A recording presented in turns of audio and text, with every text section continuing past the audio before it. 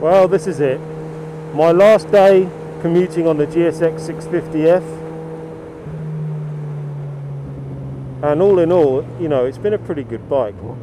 Completely reliable, especially compared to the Italian models, shall I say, I had before this, that were, well, I don't know what you call them, shit, to say the least, I guess. I'm getting a terrible trade-in deal, but I haven't got time to fuck about selling it privately, and I hate selling vehicles privately. You get the biggest bunch of tossers, no offence to anyone, coming to look at it, and yeah, I really don't enjoy that, so it's being traded in. I'm taking off a couple of bits which I don't want to sell. So the foot peg lower, the lowering foot pegs, which are they're like at a 50mm adjustable foot peg. The heated grips, because I'll need them, and obviously the Clicktronic gear shift. I'll be putting the Scorpion exhaust on it, and that's about it. It's going to come with everything else, you know. So, I mean, I've changed the front front brake discs, put the RNG engine case covers on, center stand, I put the Bike Viz LED lights on it. Yeah, so anyway, it's been actually a really good bike. It's just not my cup of tea. Oh, that's nice. Oh, come on, you fuck nuts. Probably could get through. Don't really want to.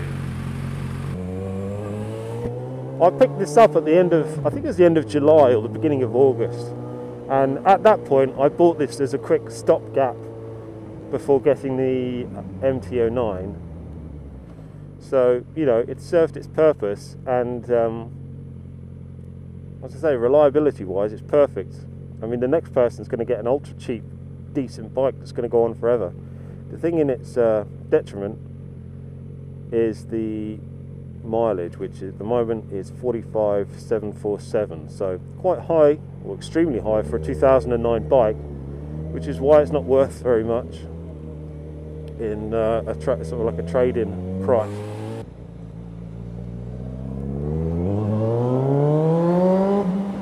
Damn.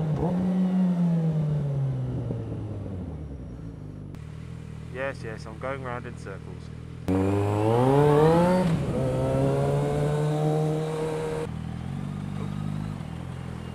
Sorry.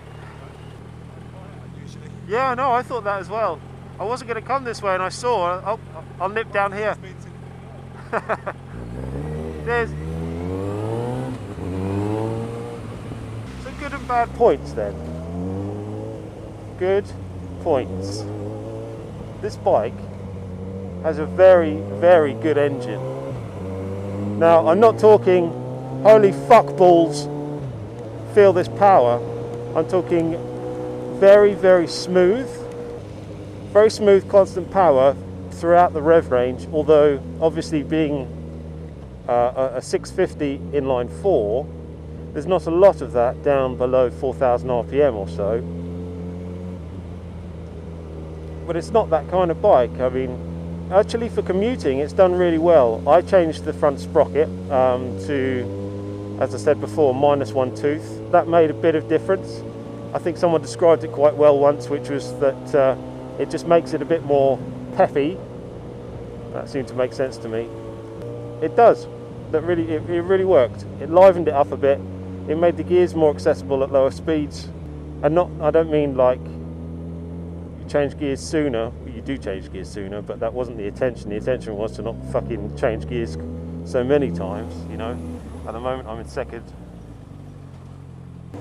The exhaust note's pretty good. It's really stifled by the cap, but I mean, I've got a tiny little exhaust on it, and it's not that loud. It's pretty damn loud, but it's not that loud. But it is a nice tone. It's a good sounding engine. It's from factory 84 horsepower, which, you know, is a shed load of power. What it's got left now, I don't know, and it's probably down on power from the exhaust I put on. It's never had any tuning, but I can't live without the sound. And I always wanted to go back and try out an inline-4 because, you know, I've had, well, it would be single or twins prior to this. And I used to love the sound of the inline-4 when I had the CBR650F. That was so much fun. That was actually a really good bike, and I really miss the screaming sound of it. But you know what? I just kind of prefer a deeper engine tone now, and I definitely prefer a V-twin. I know I've gone for a triple, but you know, the V-twin is very much my ideal engine configuration. I haven't particularly gotten to go anywhere on this. One bank holiday weekend on a Sunday, I took it for a thrash to Wales, which was fun, and the bike was great. It was comfy, it held the speed fine. If I was going to keep it, I would have been putting on, I don't know, something like a double bubble screen or MRA. You know, the wind was quite heavy on my head. I've got a fairly long back. That's something, but it was fun. You know, you can thrash this thing, and it goes really, really quickly, quicker than you'd want to be going. So I don't think it's not underpowered. It is quite heavy, but the only time I ever noticed the weight of this thing, because I can't remember, it's like 225 kilos or something, or is it more? I don't know, I'll have a look. The only time I ever really noticed it was the moment I'd first seen it and I went to get on it. I took it off the centre stand. I was like, oh, Christ, that's freaking heavy. Other than that, it actually goes, I actually don't notice it. It doesn't feel heavy. It feels well planted, if anything. If anything, the weight feels like, the bike feels like it benefits from the weight. For one reason or another, and I don't know what it is, the fuel consumption on this bike is abysmal. I nail, well, a tank. I fill up once a week and I do about 100 miles. So, like for instance now, the empty light is flashing. It's normally flashing by about 80 miles, and I could put 17 quid in or something about that. If I let it go over 100 miles, we're talking always at least 20 quid's worth of fuel, which is really expensive. It's a lot more expensive than any other bike I've owned, so I don't know why that is. I looked on the MT-09 on the MPG, and it's a demo bike and it's averaging 45. So, you know, a demo bike isn't something that someone's going to ride as gently as possible. So I'm fairly confident about the saving in fuel on the new bike. So that's one gripe with this bike, is the fuel economy, at least on this one, isn't brilliant. Do you know, I'm actually struggling to think of anything else negative about this bike. The standard seat isn't all that comfortable. Dicks. The standard seat isn't all that comfortable, and the fuel economy isn't great. Other than that, the thing's brilliant. I know I sound contradictory because I'm getting rid of it, but it's not my kind of thing. I hate this junction now. They're completely cocked it. Fuck's sake.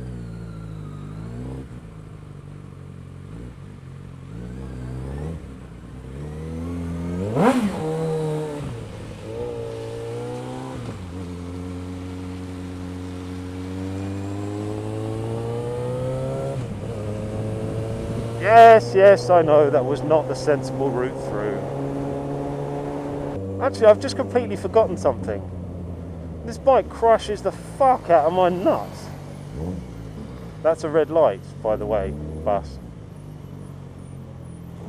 I've experienced extreme nut problems with this bike.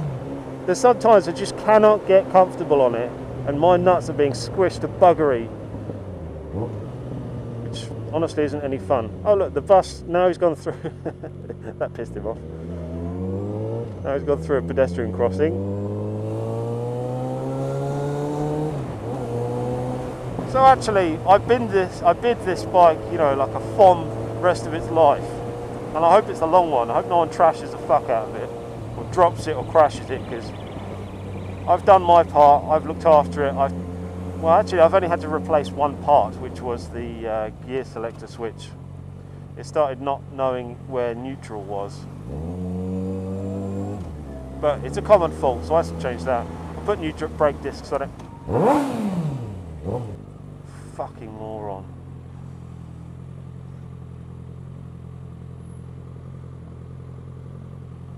Why would you? Well, people do it. I should be watching out for them. In reality, I know people are stupid, so. I see this ER6 about 3 times a week. Sorry guys, I can't stand them, but it's just interesting to see the same person. Just start nodding to him. He's gonna think I'm weird though.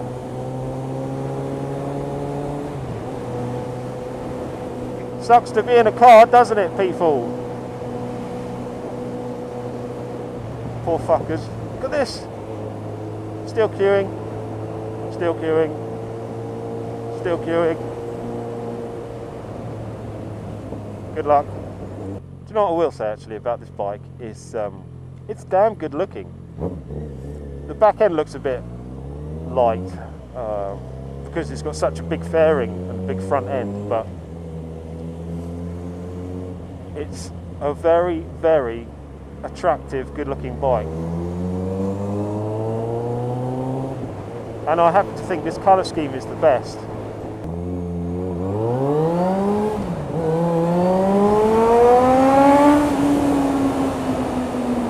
I'm going to miss that actually.